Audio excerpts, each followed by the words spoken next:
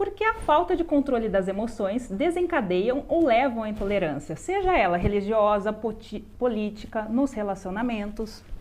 Bom, nós precisamos compreender a mente humana de uma maneira mais profunda para dar respostas inteligentes. Porque é muito fácil falar sobre intolerância, é fácil dizer que ela faz parte da natureza humana, mas o que as pessoas não entendem é que há mecanismos mentais que respondem pelos mais diversos tipos de intolerância e que pode ganhar musculatura em determinados períodos da história e podem ganhar também musculatura em determinados indivíduos. Tá? Então vamos lá. O primeiro ato do teatro mental, eu te pergunto, é consciente ou inconsciente? Essa é uma grande questão.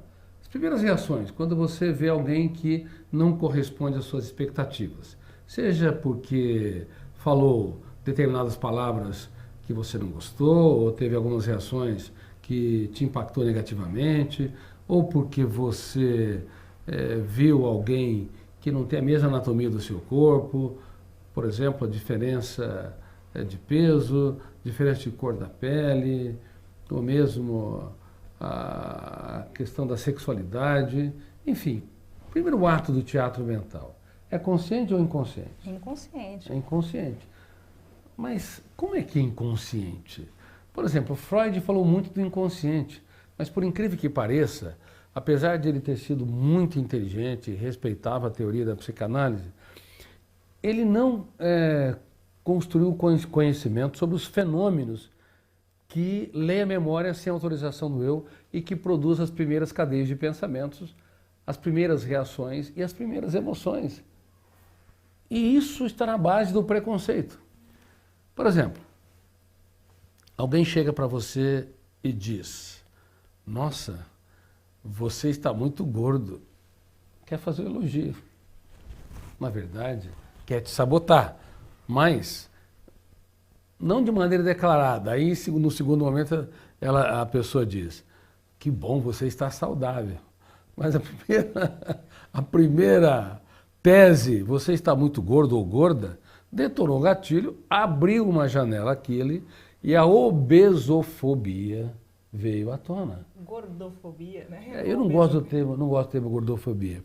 Obesofobia, as pessoas têm a necessidade neurótica de estabelecer padrões. Se você for no Jardim de Tuileries, na França, em Paris, você vai ver que as estátuas em frente do Louvre, elas não são anatomicamente como as modelos fotográficas hoje. Elas são gordinhas, cheinhas, tinham uma barriga bem proeminente, porque beleza naquela época estava ligada a um peso mais avolumado. Hoje, com a necessidade neurótica de ser magérrimo, como sinal de beleza, causou um desastre no inconsciente coletivo e gerou uma intolerância por quem não corresponde às expectativas. Na atualidade, houve uma mudança dramática no relacionamento do ser humano com o outro, do relacionamento do ser humano com ele mesmo. Desde que Steve Jobs, em 2007, lançou apoteoticamente o smartphone, houve uma mudança muito grande da concepção, da atuação do eu como diretor do script humano. O eu sempre foi muito mal formado em toda a história da humanidade. O que você chama de mal formado? Você poderia entrar um pouquinho mais nisso? Ótimo. O eu, ele é o líder da psique humana. O eu, ele é o diretor, ou deveria ser o diretor do script. O eu deve ser o gerenciador de pensamentos, o protetor da emoção. Ele deveria ser o advogado de defesa do Fórum da Mente Humana. Só que, se ele não for bem formado, eu não me coloco no lugar do outro. O outro tem que gravitar na minha órbita. Eu não consigo impugnar ideias perturbadoras para reciclá-las. Sou escravo do que eu penso. Por exemplo, as pessoas tímidas costumam ser ótimas para os outros, mas ao gosto de si mesmas. Elas são preocupadas em corresponder às ideias, aos pensamentos, aos conceitos dos outros. São preocupadas em serem éticas, só que não são éticas consigo, porque gastam tanta energia com essa preocupação que perde a sua espontaneidade.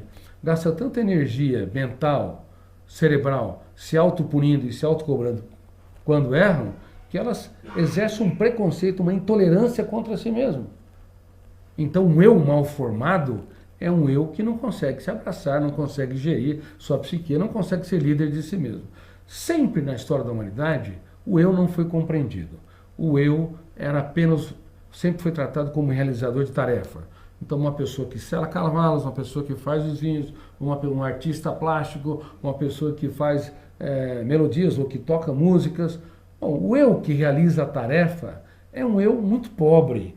O eu que é líder de si mesmo, ele é consciente de ele deve dirigir o seu próprio script. Ele é consciente que não deve deixar a mente solta para pensar qualquer bobagem, porque qualquer pensamento perturbador tem efeito não apenas enquanto ele está se encenando no palco consciente, mas ele é registrado nos bastidores inconscientes pelo biógrafo do cérebro. Formando uma plataforma killer. Formando plataformas doentias, de janelas traumáticas ou killer.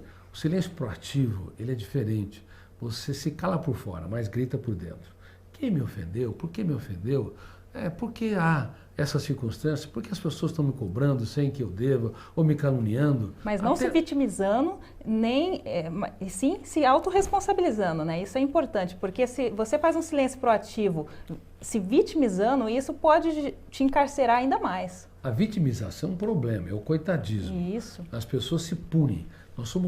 Eu sou praticamente contra a autopunição. Você errou? Dá um abraço em você, agora que você é melhor. Tenha coragem de pedir desculpas e recomece a sua história. Dê sempre uma nova chance para si mesmo. Não se puna, não se coloque como vítima, mas bombardeie a sua mente com perguntas, questionando quem me ofendeu, por que me ofendeu, em que circunstâncias me ofendeu, devo eu comprar a ofensa deste ofensor, o que está por detrás da cortina dos seus comportamentos. Isso em relação à ofensa, você pode questionar tudo em qualquer circunstância. Você vai te fazer uma prova. Por que eu sou obrigado a ficar ansioso? E a minha paz vale ouro. Por que eu tenho necessidade neurótica de passar nessa prova? Eu tenho necessidade, sim, inteligente, de ser fiel ao que eu estudei. Então, se você tem um compromisso em ser fiel à sua consciência, passar na prova é um detalhe. Sem encantar as pessoas é um detalhe importante. Mas o mais importante é que quem não é fiel à sua própria consciência tem uma dívida impagável consigo mesmo. Então, se você não se abraçar, não espere que você vai abraçar os outros. Se você não se amar de maneira inteligente, não espere namorar alguém, ele ou ela. Se você não namora a si mesmo, muito provavelmente você vai ferir as pessoas que mais amam, porque você se fere. Então, cuidado.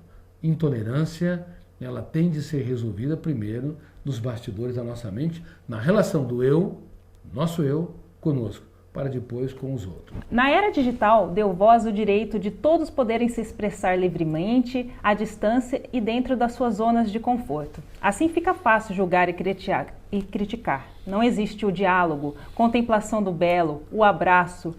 Qual o papel do gestor do eu nesse cenário de intolerância? Essa pergunta do Márcio. Oi, Márcio, muito obrigado pela sua pergunta. Infelizmente, é o que tem ocorrido. Numa contemplação do belo, as pessoas criticam de maneira impiedosa, não sabem se colocar no lugar do outro, é uma relação sem rosto. As redes sociais isolou as pessoas. Elas não aproximaram as pessoas de maneira concreta.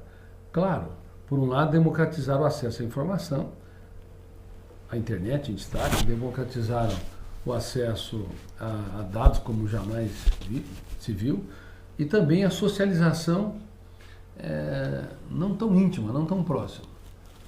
Por outro lado, as pessoas ficaram isoladas porque raramente têm contato profundamente com alguém e raramente têm contato profundamente consigo. E Steve Jobs, ele foi um gênio em vários aspectos, mas em outros aspectos ele tinha uma personalidade muito doente. Por exemplo, ele teve dificuldade de aceitar sua filha, a Liza, né? E ele só aceitou depois que foi confirmado de fato o DNA e deu $500 para ela como mensalidade, embora fosse uma pessoa riquíssima. E a relação com ela era extremamente conflitante, frequentemente chocava criticava, apontava falhas de maneira completamente destituída de generosidade. E Steve Jobs era alguém que, se não seguisse a sua cartilha, também excluía as pessoas do portfólio da sua empresa. Bom, esse padrão de exclusão, crítica, de apontamento de falhas, ele não mudou com as redes sociais. As redes sociais, quando há pessoas que mantêm essas características, elas normalmente se avolumam. Steve Jobs talvez não tenha participado muito desse processo, mas o criador, o mais fascinante inicialmente, smartphone, tinha uma personalidade que desrespeitava a empatia e a capacidade de apostar tudo que tem naqueles que não pensam exatamente como somos, ou seja, os diferentes. Nós esperávamos que com as redes sociais se expandisse a solidariedade, a capacidade de as pessoas libertar o que têm de melhor, a capacidade de elas incentivarem a interiorização, a elaboração de perdas, de crises e frustrações. Só que as pessoas, infelizmente, não falam das suas histórias. Elas, como eu lhes disse, vivem um personagem. E este personagem acaba se distanciando de si mesmo. E isso expande a dificuldade do eu desenvolver resiliência, trabalhar perdas, frustrações, decepções, os percalços da vida, os insucessos, crise conjugal, crise financeira, enfim. Quando você se volta demais para as redes sociais e se volta de menos para si, quando você tem excessivamente o mundo, mas não tem o seu próprio mundo, você não é autor da sua própria história. Isso fez com que a ansiedade explodisse na atualidade. Dores de cabeça, dores musculares, sofrimento por antecipação, dificuldade de conviver com pessoas lentas, tem sido a tônica na atualidade. E também expandiu a experiência depressiva, a doença depressiva, na verdade. As pessoas que não têm capacidade de impugnar pensamentos perturbadores, reciclar estímulos estressantes, proteger a sua emoção e não gravitar na órbita do que os outros pensam e falam de si, vivendo em função da alodoxafobia, que é o medo da opinião dos outros, ela se expõe mais à depressão. Em destaque, essa depressão reativa frente às frustrações sociais. E isso também levou a uma explosão de suicídios no mundo.